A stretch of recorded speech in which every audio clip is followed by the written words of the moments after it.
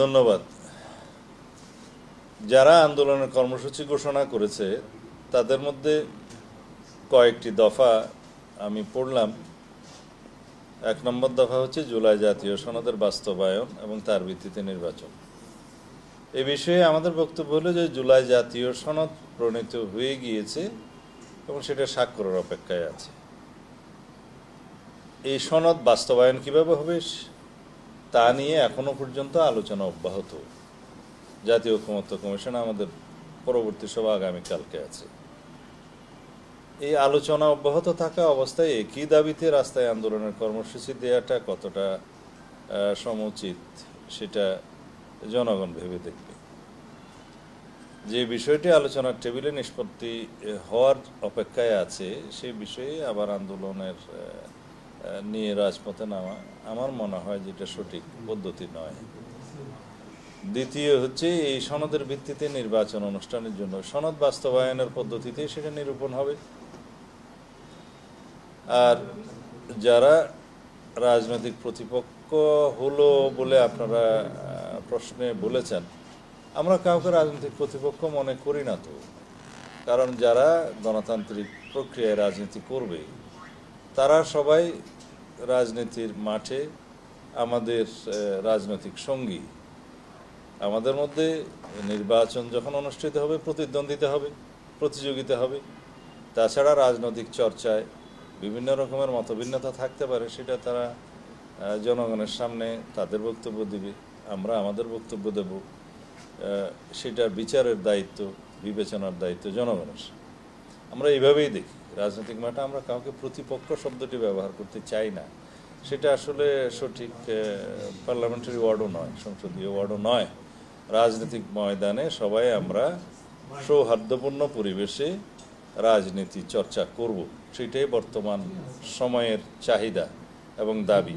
জাতির প্রত্যাশা যে গণতন্ত্রের চর্চা হবে, বহুমত পোষণ করবে, আবার সহমত পোষণ করবে জাতীয় ইস্যুতে। জাতীয় ঐক্য আমাদের প্রয়োজন জাতীয় ইস্যুতে, জাতীয় যে কোনো গুরুত্বপূর্ণ ইস্যুতে আমরা সকল গণতান্ত্রিক রাজনৈতিক দল একমত পোষণ করব জাতীয় স্বার্থে। কিন্তু আমাদের মতভিন্নতা, প্রতিদ্বন্দ্বিতা, প্রতিযোগিতা থাকবে নির্বাচনের ক্ষেত্রে। আর গণতান্ত্রিক প্রক্রিয়ায়, বহুদলীয় গণতান্ত্রিক চর্চায় বিভিন্ন রাজনৈতিক দলের বিভিন্ন মতাদর্শ থাকবে, আদর্শ থাকবে, ফিলোসফি থাকবে। সেটা নিয়ে তারা রাজনীতি করবে, জনগণের সামনে তারা সেটা উপস্থাপন করবে, এটাই রীতি। একটা বিষয় হচ্ছে যে প্রতিপক্ষ না হোক, রাজনীতিতে তো বিরোধী দল থাকে, বলা হচ্ছে যে বিরোধী একটা জোট হচ্ছে।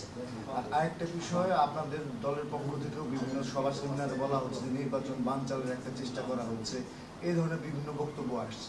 তো সেই নির্বাচনকে সামনে রেখে আপনি বললেন যে এই জুলাই সনদ সেটি আলোচনা সাপেক্ষে ইতিমধ্যে স্বাক্ষর হয়ে গেছে। নির্বাচনকে সামনে রেখে স্বাক্ষর হয়নি, স্বাক্ষরের অপেক্ষায় রয়েছে। তো সেই ক্ষেত্রে মানে নির্বাচনকে সামনে রেখে এটা অন্য কোনো উদ্দেশ্য প্রণোদিত এই কর্মসূচি কিংবা এই আন্দোলন কিনা? আমরা লক্ষ্য করলাম জাতীয় ঐকমত্য কমিশনের টেবিলে আলোচনায় যে সমস্ত বিষয়গুলো আমরা আলোচনা করেছি, উত্থাপিত হয়েছে, এই বিষয়ের মধ্যে অনেক বিষয় ছিল, কিছু বিষয় ছিল না। তার মধ্যে পিআর পদ্ধতি নির্বাচনের বিষয়টি নিম্নকক্ষে আমাদের আলোচনার টেবিলে ছিল না। যারা আজকে পিআর পদ্ধতিতে নিম্নকক্ষ চাই বলে দাবিতে আন্দোলন করছেন, তারাও সেই আলোচনায় অংশগ্রহণ করেছে। কিন্তু ঐকমত্য কমিশনের আলোচনার সূচিতে না থাকলে সেই বিষয়ে ঐকমত্য কমিশনের আওতাভুক্ত কোনো বিষয়ে আমি কথা বলতে পারি, কিন্তু এই বিষয়ে কথা বলতে পারি না। তবে রাজনৈতিক বক্তব্য হিসেবে কোনো দল মাঠে যদি সেই দাবি উত্থাপন করে, আমরাও গণতান্ত্রিক প্রক্রিয়ায় তার বিপক্ষে আমাদের যা বক্তব্য আছে সেটা আমরা রাজনৈতিক মাঠে ময়দানে দেব।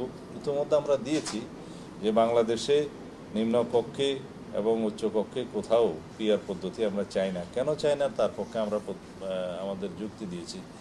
যেমন বাংলাদেশের রাজনৈতিক কালচার এবং নির্বাচনের ইতিহাস কোনোটার সাথেই সামঞ্জস্যপূর্ণ নয় এই পিআর পদ্ধতি। পৃথিবীর বিভিন্ন দেশে বিভিন্ন রকমের বিভিন্ন পিআর পদ্ধতি চালু আছে। তার মধ্যে সেই পিআর পদ্ধতিগুলো আমাদের পার্শ্ববর্তী একটি দেশেও তার পরিণাম আমরা দেখতে পাচ্ছি।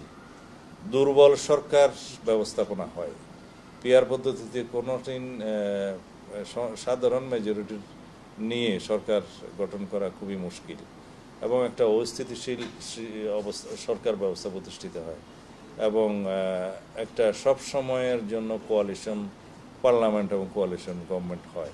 সেই ক্ষেত্রে জাতির আকাঙ্ক্ষা পূরণ করা সম্ভব হয় না। নির্বাহী বিভাগের অথবা যারা মেজরিটি দল থাকে তাদের বিভিন্ন রকমের প্রতিশ্রুতি জনগণের জন্য থাকে, জাতির কাছে থাকে, সেগুলো বাস্তবায়ন সম্ভব হয় না। সবসময় একটা দাবি পূরণের জন্য আন্দোলন হতেই থাকে, যেহেতু দাবি পূরণ করা সম্ভব হয় না। তো এই সমস্ত কিছুর বিবেচনায় আমাদের প্রচলিত পদ্ধতি প্রত্যক্ষ নির্বাচনের মাধ্যমে জাতীয় সংসদের সদস্য নির্বাচিত হওয়ার যে পদ্ধতি, এটা সংবিধানের আর্টিকেল 65 সাবসেকশন 2-তে আছে, সেটা বহাল আছে। আমরা এইভাবেই চাই, কারণ জনগণ তার নির্বাচিত প্রতিনিধি কে সুনির্দিষ্টভাবে তাকে জানতে চায়।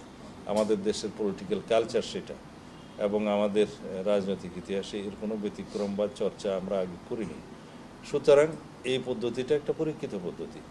তার বাইরে কোনো রাজনৈতিক স্বার্থে, রাজনৈতিক হীন উদ্দেশ্যে অথবা কিছু আসন বেশি প্রাপ্তির উদ্দেশ্যে যদি আমরা একটা অস্থিতিশীল রাষ্ট্র ব্যবস্থা, সরকার ব্যবস্থা, সংসদীয় ব্যবস্থার দিকে যাই, তাহলে এটা আমাদের জাতীয় জীবনের জন্য একটা ভয়ঙ্কর পরিণতি নিয়ে আসবে ভবিষ্যতে।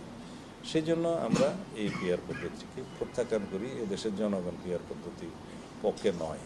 কেউ যদি এই রাজনৈতিক দাবি তাদের নির্বাচনী ম্যানিফেস্টোতে উল্লেখ করে পরবর্তী নির্বাচনে অংশগ্রহণ করে, তারা যদি ম্যান্ডেট প্রাপ্ত হয়, তখন তারা জাতীয় সংসদে সেভাবে আইন প্রণয়ন করতে পারবে। বিএনপি সরকার নির্বাচনের দিকে এগিয়ে যাচ্ছে, ফেব্রুয়ারিতে নির্বাচনের ঘোষণা দিচ্ছে। এর মাঝে পিআর সহ বিভিন্ন দাবি নিয়ে রাজনৈতিক মাঠে নামছে না। বিএনপি তাকে তাদের রাজনৈতিকভাবে মোকাবেলা করবে কিনা, কাউন্টার কিছু করবে কিনা, এই যে কর্মসূচি আসছে রাজনৈতিকভাবে মোকাবেলা করবে কিনা? সেই উত্তর বোধ আমি কিছুটা দিয়েছি এর আগে। যে কোনো রাজনৈতিক দল তার গণতান্ত্রিক অধিকার হিসেবে তাদের রাজনৈতিক বক্তব্য নিয়ে মাঠে যেতে পারে, রাজপথে যেতে পারে, জনগণের সামনে উপস্থাপন করতে পারে। আমরা সেটার বিপক্ষে আমাদের যে বক্তব্য, আমরাও সেটা মাঠে দেব, জনগণের সামনে দেব। জনগণ যেটা গ্রহণ করবে সেটা দেখা যাবে।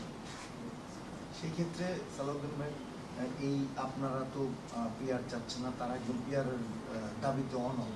সেই ক্ষেত্রে নির্বাচন বাধাগ্রস্ত হতে পারে কিনা, কিংবা নির্বাচনের সংশয় থাকে জানেন? নির্বাচনকে বিলম্বিত করার জন্য অথবা বাধাগ্রস্ত করার জন্য যে কোনো রাজনৈতিক কৌশলকে দেশের জনগণ প্রত্যাখ্যান করবে, সেটা আমরা আগেও উচ্চারণ করেছি। কারণ এই দেশের জনগণ দীর্ঘ 16-17 বছরের অবিরাম সংগ্রাম করেছে, রক্ত দিয়েছে, শহীদ হয়েছে। কিসের জন্য? ভোটাধিকার প্রয়োগের দাবি আদায়ের জন্য, গণতান্ত্রিক অধিকার প্রতিষ্ঠার জন্য, সাংবিধানিক অধিকার প্রতিষ্ঠার জন্য, সর্বশেষ বৈষম্যহীন সমাজ ব্যবস্থা কায়েমের জন্য এবং রাষ্ট্র ব্যবস্থা সংস্কারের জন্য পরে এই দাবি গণদাবিতে পরিণত হয়েছে। এইগুলো বাস্তবায়ন তখনই সম্ভব হবে যখন আমরা একটা সুষ্ঠু, নিরপেক্ষ, অবাধ, গণতান্ত্রিকভাবে নির্বাচিত জাতীয় সংসদ পাবো, রাজনৈতিক সরকার পাবো। তো সুতরাং এই পথে যারাই বাধা সৃষ্টি করতে চাইবে কৌশলে, রাজনৈতিক হীন উদ্দেশ্য চরিতার্থ করার জন্য, দলীয় হীন উদ্দেশ্য চরিতার্থ করার জন্য, সেটা জনগণ প্রত্যাখ্যান করবে বলে আমরা বিশ্বাস করি। এখন শেষ বিচারে জনগণই হচ্ছে বিচারক এই সমস্ত রাজনৈতিক কর্মসূচির জবাব দেওয়ার জন্য।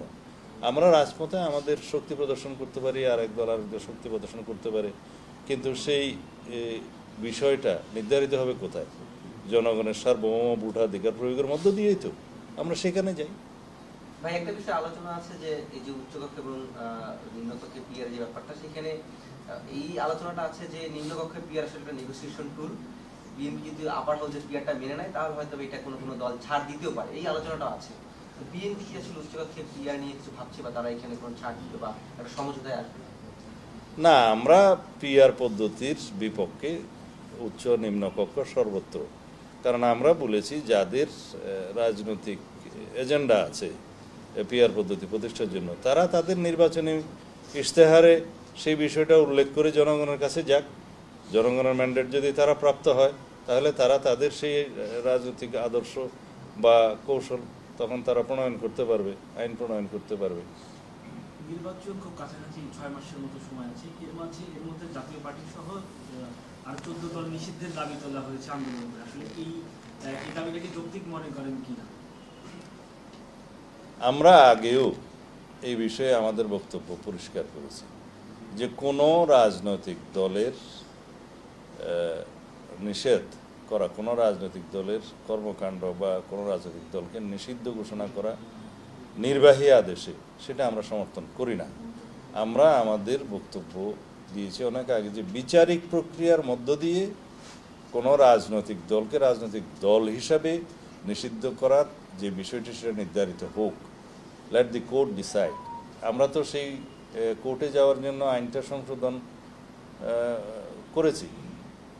সেই আইনটা আগে ছিল না, যদিও সংবিধানের বিধানে উল্লেখ ছিল, কিন্তু সেই বিধান অনুসারে সংশ্লিষ্ট আইনে পরিবর্তনটা আগে আনা হয়নি, পরবর্তীতে আনা হয়েছে। এখন যে কোনো রাজনৈতিক দলের বিরুদ্ধে গণহত্যা, মানবতা বিরোধী অপরাধের বিচার অথবা আরও যেগুলো অপরাধের কথা এখানে বলা আছে, যুদ্ধ অপরাধ সহ, এগুলো সংগঠন হিসাবে যে কোনো রাজনৈতিক দলের বিরুদ্ধে অভিযোগ আনায়ন করা যেতে পারে। এবং সেইভাবে যদি সে সমস্ত রাজনৈতিক দলের বিরুদ্ধে যাদের বিরুদ্ধে অভিযোগ থাকবে সেটা যদি আদালত উত্থাপিত হয় এবং বিচারিক প্রক্রিয়ার মাধ্যমে যদি সেটা নির্ধারিত হয়, সেটা নির্বাচন কমিশন মানতে বাধ্য। এছাড়া অন্য যে কোনো প্রক্রিয়ায় নির্বাহী আদেশের মধ্য দিয়ে যদি আমরা রাজনৈতিক দলের নিষিদ্ধ চাই, তাহলে সেটা হবে একটা ভয়ঙ্কর চর্চা। কারণ এখন যারা জাতীয় পার্টি সহ 14 দলের রাজনৈতিক দল হিসাবে নিষিদ্ধ ঘোষণা চাচ্ছেন, তাদের বক্তব্য যদি সত্য হয় তাহলে তারা সেই অভিযোগটা আদালত উত্থাপন করতে পারে। আইন তো আছে, বিচারিক প্রক্রিয়ার মাধ্যমে সেটা নিশ্চিত হোক। আমি আপনাদের উদ্দেশ্যে বলতে চাই, আওয়ামী লীগের নেতৃত্বে 2024 সালের 7ই জানুয়ারি যে আমি ডামি ভুয়া নির্বাচন হলো, তাতে 28টি রেজিস্টার্ড রাজনৈতিক দল সম্ভবত অংশগ্রহণ করেছে। সংখ্যাটা এদিক ওদিক হতে পারে, আমি যতটুকু জানি তা বললাম। তাহলে নিষিদ্ধ যদি চাইতেই হয়, স্বৈরাচারের দোষর হিসেবে, ফেসিবাদের দোষর হিসেবে 28টা দলের রাজনৈতিক কর্মকাণ্ড বা দলকে নিষিদ্ধ চাইতে হবে। তাইলে নির্বাচনটা কাদেরকে নিয়ে হবে?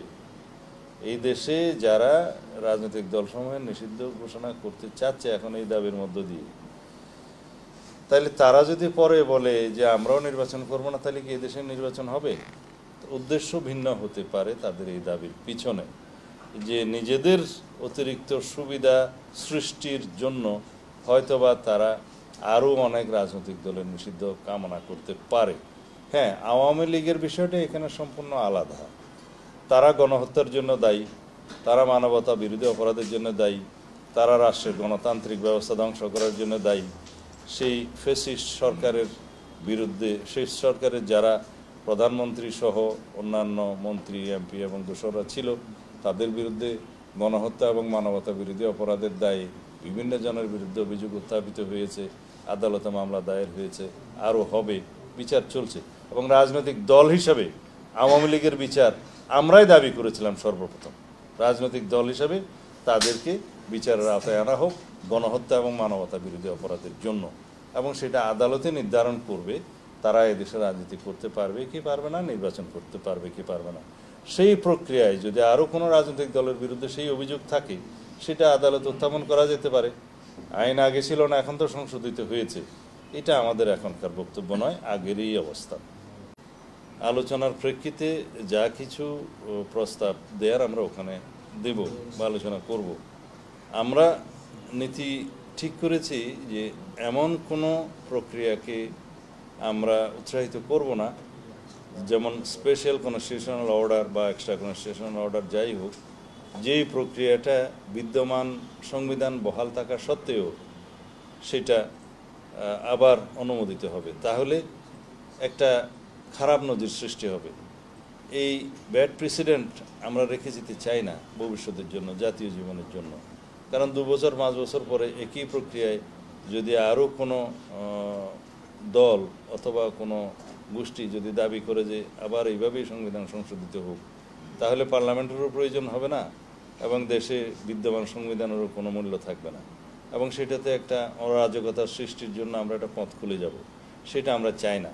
আমরা আহ্বান করেছি যে এই সংস্কার প্রস্তাবগুলো, সংবিধান সংক্রান্ত যেগুলো আছে ওগুলো বাদে বাকি সকল কিছু এই সরকার এখনই বাস্তবায়ন করতে পারে এবং করে যাচ্ছে।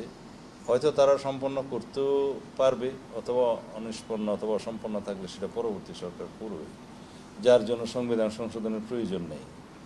কিন্তু সংবিধান সংশোধনী সংক্রান্ত যে সমস্ত প্রস্তাবগুলোতে আমরা একমত হচ্ছি, কিছু কিছু বিষয়ে নোট অফ ডিসেন্ট সহ, সেই বিষয়গুলোর সংশোধনের জন্য, গ্রহণ করার জন্য একমাত্র উপযুক্ত ফোরাম হচ্ছে জাতীয় সংসদ।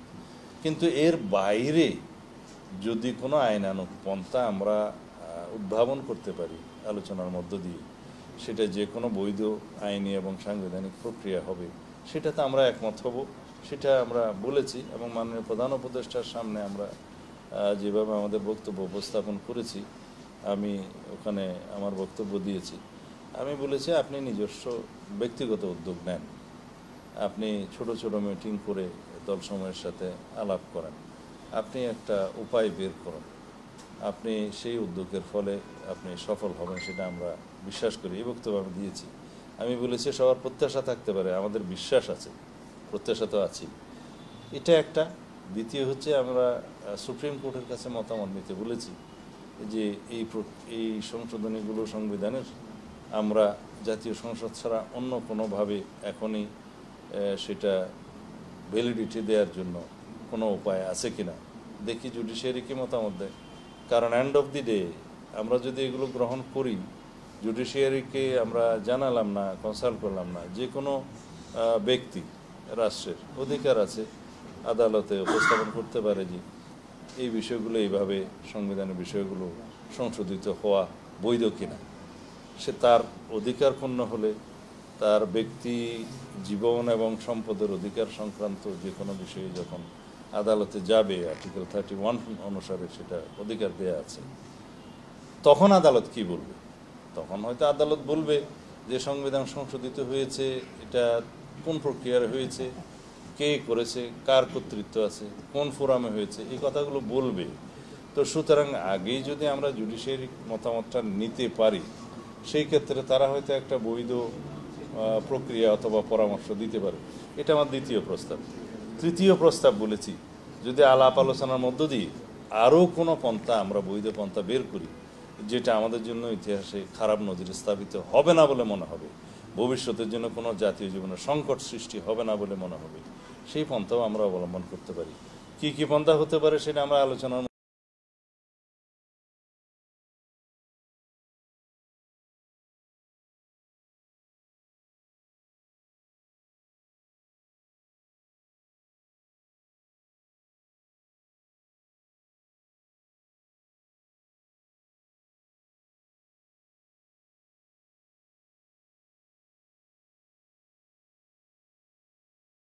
পরবর্তী জাতীয় সংসদে অনুমোদনের প্রেক্ষিতে বা শর্তে গ্রহণ করলে এখনই কোনো আইনি জটিলতা সৃষ্টি হবে না, সেরকম দুই একটা পন্থা অবশ্যই আছে, সেটা আমরা আলোচনার সময় বলবো। নির্বাচন বিলম্বিত হলে আপনি বলেছেন যে ন্যাশনাল সিকিউরিটি থ্রেট হতে পারে, রিজিওনাল সিকিউরিটি থ্রেট হতে পারে। কোন জায়গা থেকে এই আশঙ্কাটা হচ্ছে? বাংলাদেশে যদি রাজনৈতিক স্থিতিশীলতা প্রতিষ্ঠিত না হয়, গণতান্ত্রিকভাবে নির্বাচিত রাজনৈতিক সরকার প্রতিষ্ঠিত না হয়, তাহলে দেশে একটা সাংবিধানিক শূন্যতা বিরাজ করতে পারে। সেই শূন্যতার মধ্যে জাতীয় ঐক্য বিনষ্ট হবে। সেই জাতীয় বিনষ্ট হলে সেটার সূত্র ধরে পতিত ফেসিবাদ সুযোগ নেবে এবং তাদের হাত ধরে আঞ্চলিক শক্তিগুলো এখানে জড়িত হয়ে যেতে পারে পরস্পর বিরুদ্ধে, এবং একটি বৈশ্বিক শক্তিও সেই সুযোগটা নিতে পারে। এই আশঙ্কাগুলো প্রকাশ করেই আমি বলেছি যে যদি আমরা স্থিতিশীল রাজনৈতিক সরকার প্রতিষ্ঠা না করতে পারি জাতীয় সংসদ নির্বাচনের মধ্য দিয়ে নির্দিষ্ট সময়ের মধ্যে, তাহলে এই আশঙ্কাগুলো একদম উড়িয়ে দেওয়া যায় না। সেই ক্ষেত্রে আমরা বলেছি শুধু জাতীয় নিরাপত্তা হুমকির মধ্যে পড়বে তা নয়, এখানে আঞ্চলিক নিরাপত্তার বিষয়টি জড়িত হয়ে যেতে পারে।